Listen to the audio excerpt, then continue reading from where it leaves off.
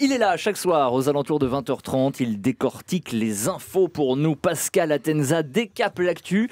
Pascal, on commence par du sport et cette 11e victoire pour Rafael Nadal à Roland-Garros. 11 victoires à Roland-Garros pour l'Espagnol. Je ne sais pas si en Espagne il va descendre la plus belle avenue, mais ils vont en galérer pour fêter ça. Et un, et deux, et trois, interminable.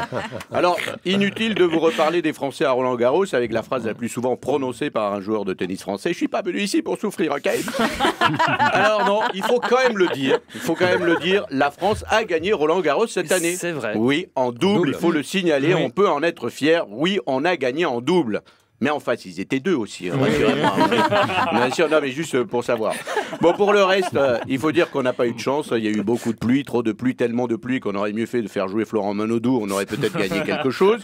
On pense au malheureux Dominic Thiem, le malheureux Autrichien qui a perdu face à Nadal. Mais il savait ce que c'était déjà de perdre, puisque sa petite amie est une joueuse française de tennis. Ça aide. C'est Kristina Mladenovic. Voilà, c'est ça. 60e mondial. Même sa place sonne comme une défaite. 6-0. Cela dit, c'est bien d'avoir eu comme petite amie une joueuse française de tennis. Oui, elle est occupée une semaine et après elle est libre, tranquille. Elle peut assister à tous tes matchs, aucune pression. Oui, parce que vous savez comment on appelle un joueur de tennis français en deuxième semaine de Roland-Garros, hein? Ça s'appelle un spectateur. Ah oui. Et ils sont là, ils viennent, hein, ils sont présents là. Et oui, et ça provoque une crise de l'immobilier. Par exemple, à Wimbledon, les propriétaires d'appartements d'Airbnb ne veulent plus louer à des Français puisqu'à chaque fois, ils annulent la deuxième semaine. Voilà, c'est pas rentable cette histoire. Alors, le couple Thiem-Mladenovic est très romantique. Ils ont un point commun. Enfin, un point. Non, ils n'ont aucun point en tennis en fait. Non, pardon. En fait, c'est ça leur point commun, c'est qu'ils n'ont pas de point. Et on espère pour Dominic Thiem qu'en couple, Kristina a un meilleur toucher de balle que sur un court. La classe. C'est un classique. La petite poésie de fin de journée. Voilà. Bon allez, on revient sur le bilan donc du G7. Qui s'est très mal passé à cause de Donald Trump. Il n'a rien négocié, il n'a voulu discuter avec personne, il lâchera rien. C'est la méthode Laetitia sur le testament de Johnny. Pareil, ça fonctionne de la même façon. Alors, il y a une image qui fait le tour du monde, vous l'avez peut-être vu depuis la fin de ce G7. On voit Angela Merkel debout au milieu de tous les autres chefs d'État et ils regardent tous Donald Trump, qui lui est assis, on dirait un médecin qui vient voir son patient avec ses internes. Alors, on a fait cette coloscopie. En plus, il a une tête à en avoir subi une.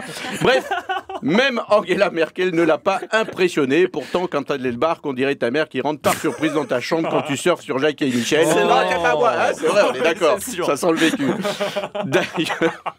D'ailleurs, en parlant de ça, une étude inquiétante dit que les adolescents sont de plus en plus accros au tabac, à l'alcool et au porno. Oui, c'est inquiétant, mais c'est la société qui évolue comme ça. Non, moi, ce qui serait inquiétant, c'est de dire que les ados sont accros à la camomille, aux mots croisés, au motus.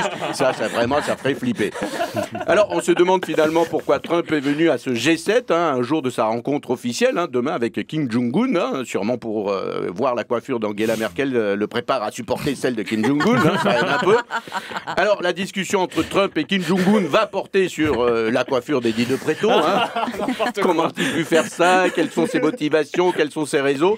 Et bien sûr, ils parleront aussi du nucléaire nord-coréen. Et là, on serait plutôt d'accord avec Trump, il faut stopper l'armement au nucléaire.